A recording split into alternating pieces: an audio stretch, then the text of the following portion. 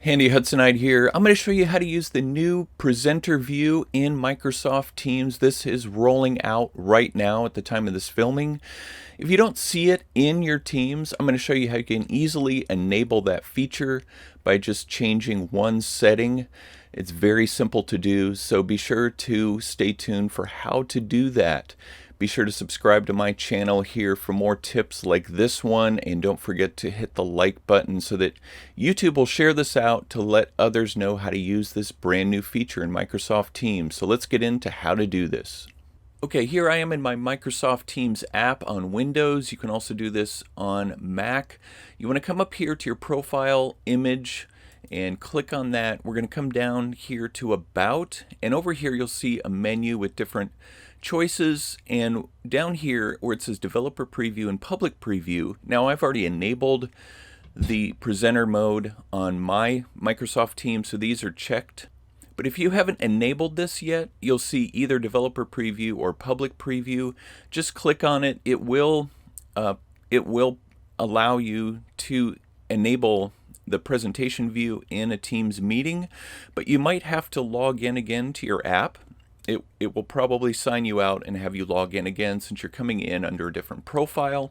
If you do experience some issues in Teams after enabling this, you may want to go back to the regular view by unchecking these and get into the stable version.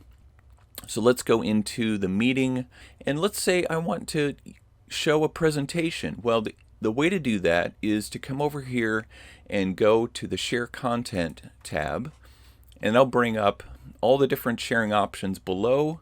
We want to go into Browse because I have it on my computer, and here's my PowerPoint that I want to share, and it's going to upload it. It will give me this notification. It will give you this if you've tried to share the same presentation before. I just will click Replace, and it will upload my presentation in presentation mode. And the new rollout with this, what it does is it's going to create a view where you can see all of the different slides, a preview of all the different slides as they load up here on my machine. They will take a minute to load. There they are. So this way you can present and also see your notes here on the right side. I say be sure to smile and welcome everyone to the class today. And here's my main slide that's being presented. I'll go over to one of my attendees, and this is what they're seeing on their screen. I'll move to the next slide, and there you have it on their screen. Let's come over to the presenter view screen, and you see down here all the different slides. So let's say I want to skip to one that's further down in my presentation. All I have to do is click on it, and there it is. It's on that later slide, and I can come back here. So by default, the presenter view will allow attendees to scroll through the slides during my presentation, but what if you don't want them to have that ability to do that? Well, you just hover over this eye icon here. It says prevent participants from moving through shared presentations on their own. Just click that, and then they won't be able to go through the presentation on their own. They'll be forced to just see what you're putting on the screen.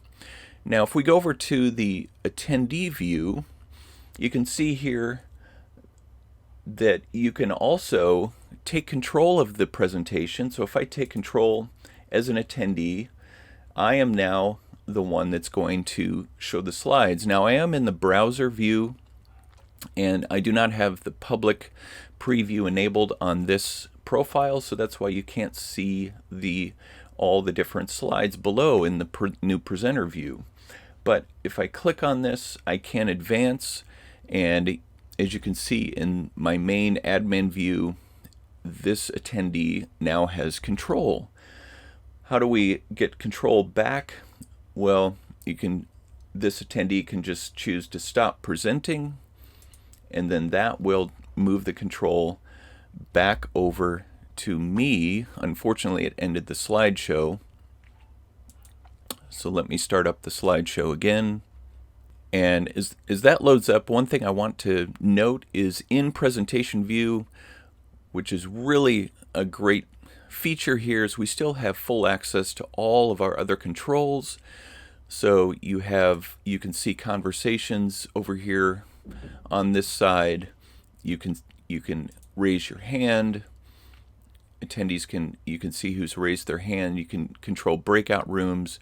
You come over here to more actions, and you can still toggle all your different settings here to have that control in your meeting. If you needed to change your background mid-meeting and mid-presentation, you could do that here. You could turn on live captions so that people could follow along easier if they're having trouble listening. So all those same features are still available while you're going through this presentation.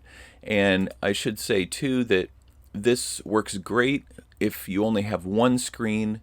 As you know, that Microsoft Office, when you're presenting in PowerPoint, and you do need to enable a certain setting in PowerPoint so that you can present on one screen, otherwise it dominates your screen. That's the nice feature about Teams, is it doesn't dominate your screen, and you can have access to all these other features and have notes to read, which is great for virtual meetings today. And that's how you can set up and use the new presenter view in Microsoft Teams. If you have any questions, please put it in the comments below. Don't forget to smash that like button so that YouTube can get this out to others, and subscribe for more tips like this one. Let me know in the comments below your experiences with using Microsoft Teams and Teams meetings and even the presenter view, and I will look forward to seeing you in the next video.